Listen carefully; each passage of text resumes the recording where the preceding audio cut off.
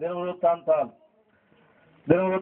గ్రంథము 13వ అధ్యాయము దినవృత్తాంతాల మొదటి గ్రంథము 13వ అధ్యాయము ఆఖరి వచనం అనగా 14వ వచనాన్ని మనము చదువుదాం. దినవృత్తాంతాల మొదటి గ్రంథం 13వ అధ్యాయం 14వ వచనాన్ని చదువుదాం. దేవుని మందసము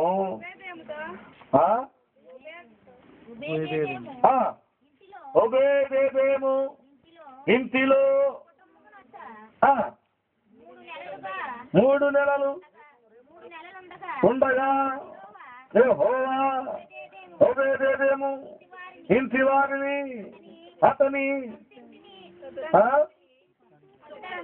సొంతంతటిని దేవునికి స్తోత్రం. అందరూ చెప్పండి గట్టిగా హల్లెలూయా. దేవుడులారా 14వ వచనంలో ఇలాగ రాయబడి ఉంది, చదువుతున్నాను, చాలా శ్రద్ధగా వినాలి. దేవుని మందసము ఓబేదేము ఇంటిలో అతని కుటుంబమునొద్ద 3 నెలలుండగా యెహోవా ఓబేదేము ఇంటి వారిని అతని సొంతంతటిని ఆశీర్వదించెను. హల్లెలూయా. పిల్లరా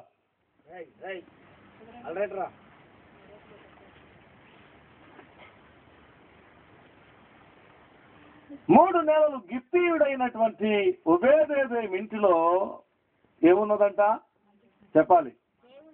దేవుని మందసం. హల్లెలూయా హల్లెలూయా. ఎన్ని నెలలు?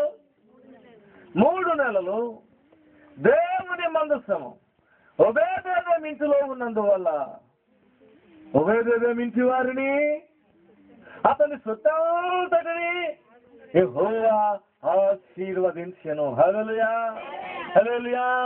ఈ మధ్య యొక్క రాత్రికాల సమయంలో చెల్లి, తల్లి, అమ్మ, కాన, నువ్వెవరివైనా, నీ పేరేదైనా, నువ్వు ఎలాంటి వాడువైనా ఎలాంటి దానివైనా ప్రభు మాట్లాడుతున్నాడు. నీ ఇంటిలో దేవుని మందసము ఉండాలి.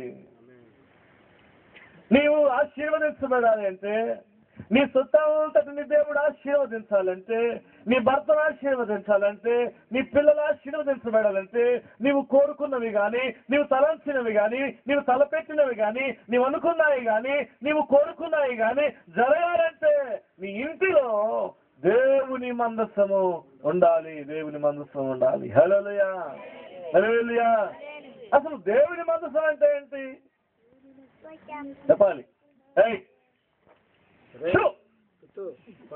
దేవుని మందసం అంటే ఏంటి చెప్పండి? దేవుని మందసం, ఈ మందసం